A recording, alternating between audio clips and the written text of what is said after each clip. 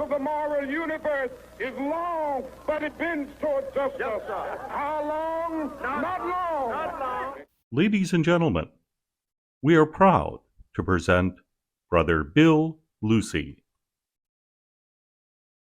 Let me first say thank you, Ms. Bryant, for the opportunity to spend a few moments with you talking about things of interest to both of us. And let me say hello to all the activists, the trade unionists, just those who have gathered tonight to just exchange some ideas and share some thoughts and just refresh ourselves on the work that we've got to do. Well, Dr. King was one of the world's great both thinkers, doers, and one who led people into a righteous path, and at the same time spent considerable time helping people think through how to achieve a better life. I was in Memphis at the time of the 1968 sanitation strike when Dr. King came to share his commitment with the 1,300 men who had gone on strike.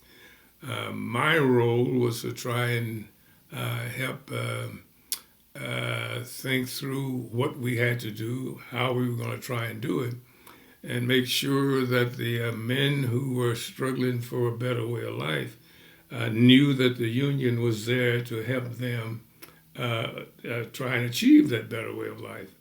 The 1968 sanitation strike was one of the great struggles of working men, in particular black working men, to change a system that for years and years had kept them without the possibility of changing their way of life. Dr. King saw the situation, and if we remember, Dr. King was in the midst of organizing what was then called the Poor People's Campaign, which is a real effort to put a face and the appearance on poverty as we knew it. And what Dr. King did was begin to organize and mobilize across the country, bringing just thousands and thousands of people from their cities, counties, states, bringing them to Washington, D.C. so that Congress could take a look at what poverty looks like. And it was one of the great struggles that I had the opportunity to just play a role in. And the sanitation strike was one of the great struggles of working men to improve the quality of their lives by struggling to change the system. Well, I'd say to young people, as dismal as the situation may look, it's been harder before, and we're able to do things that we never thought we could do, but we've got to get committed to doing it. As bad as times may be, they have been worse. We have made considerable changes simply by making a decision to struggle and to struggle to bring about change. And we see it every single day. I mean, a few years ago, nobody had thought that a Barack Obama would be president of the United States of America, 2 terms. Nobody thought that we would have a Kamala Harris, or we would have leaders who believed in our issue and was prepared to struggle for them. So, I mean, as difficult as it may be, change is possible. I would hope that young people would recommit or commit more themselves to bringing about change. It's not an impossible thing. What we have to do is not give up, not give in, and not assume that nothing can change.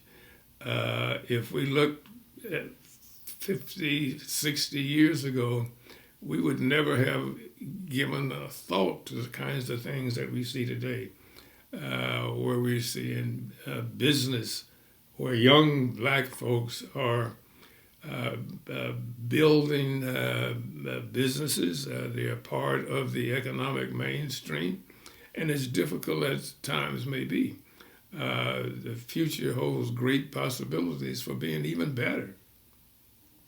Dr. King once said that religion and labor are two of the most powerful issues in our society. And I truly believe that. There's little that cannot be done if we put our minds to working with it in the context of our faith, and secondly, recognizing that organized labor is a machinery that has changed the course of history, both for wages and benefits, but changed it in the context of justice and fairness. And I think that those who have the way, the will, and the commitment to fight for a better way of life recognize that the trade union movement is that vehicle. Well, I'm just so hopeful that we not look at our current political environment and assume that all is lost. All is not lost. As I said before, we have managed to pull and develop, as the older people used to say, a way out of no way. And what we're seeing now is our younger people are understanding the political process and the relevance of it. And what they're doing is learning more and more about how do we take politics, let me say, and the political process and make public policy that's beneficial to our interests. And we can't really ask for any more than that. We ask and should ask, okay, give us an opportunity to play the game the way it's been played for years and years and years. And our young folks now are doing just that. We've got young people who are being elected to local government, city councils, county governments, congressional seats, senatorial seats. A friend of mine and a friend of ours, Hakeem Jeffries, who is now the principal leader of a major political party in the Congress. We've never had that before. We've had political leaders before, but we've never had them at the point where policy is made by them on behalf of a major piece of the political life of this nation. And I'm just thrilled by the possibilities of what we can do in the future. Good night. Thank you guys for coming, and we're looking forward to not just the beginning of this new year, but what we will do as we move through this new year. The Labor Heritage Foundation gives thanks and deep gratitude to Brother Lucy for joining us this evening.